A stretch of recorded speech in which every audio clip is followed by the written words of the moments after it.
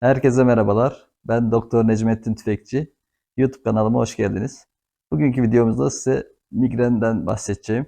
Migren çok eski çağlardan beri, Hipokrat döneminden itibaren bilinen ve tanınan bir hastalıktır. Ciddi şekilde insanlığın başını ağrıtan bir hastalık. Tabii bazı temel özellikleri var migrenin. Neler bunlar diye bakacak olursak, özellikle tekrarlayıcı ataklar şeklinde seyretmesi, bunun dışında başın bir yarısını genellikle tutması, ağrı sırasında özellikle bulantı ve kusmanın eşlik ediyor olabilmesi temel özelliklerinden. Bunların dışında ışık ve gürültüye hassasiyet yine bazı kişilerde görülebilmekte. Bir de ağrı sırasında kokuya hassasiyet hisseden hastalarımız olabilmekte. İki tane temel tipi vardır migrenin. Auralı ve aurasız olarak bunları ikiye ayırabiliriz. Auralı migren dediğimiz durum özellikle ağrıdan önce kişinin e, konuşmasında bozulmalar, konuşamama, vücudunun bir yarısında hissizlik, uyuşukluk, kuvvetsizlik gibi ya da görme problemlerini yaşaması auralı migren olarak geçmekte. Bazen de tabii hiçbir semptom olmadan direkt ağrı başlayabilmekte. Tabii ağrıdan saatler ya da günler önce bazı öncü belirtiler de olabilmekte. Bunlar ne gibi belirtiler diye bakacak olursak, işte kişide bir isteksizlik durumu, halsizlik, bitkinlik, yorgunluk durumu, bir depresif durum görülebilir. Bunlara bu evreye biz prodromal evre diye bahsetmekteyiz. Tabii ağrı süresi genellikle 4 saat ila 72 saat arasında sürebilmekte. Çok şiddetli ve zonklayıcı tarzda ağrılar yapabilmekte ve kişinin gün içindeki yaşam kalitesini ciddi manada bozabilmekte.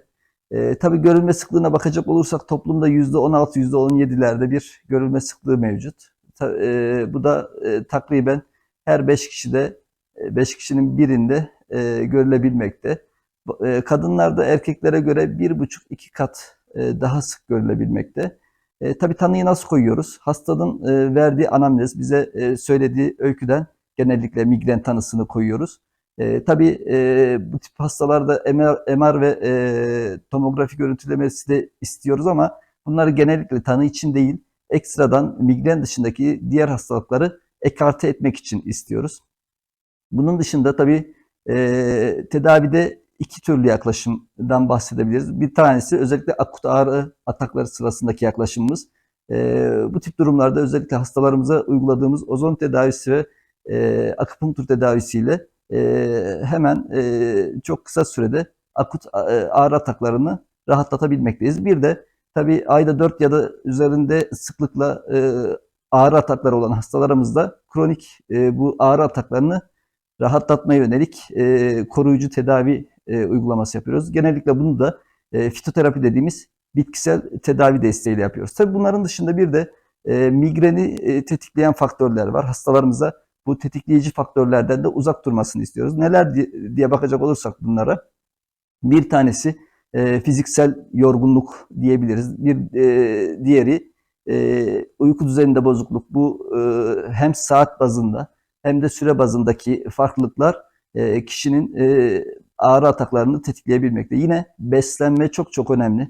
Özellikle alkollü içecekler kişilerin ataklarını tetikleyebilmekle birlikte bazı kişilerde çikolata tüketimi de ağrıyı tetikleyebilmekte. Videomu izlediğiniz için herkese teşekkür ederim. Beğendiyseniz beğen tuşuna basmayı ve kanalıma abone olmayı unutmayın.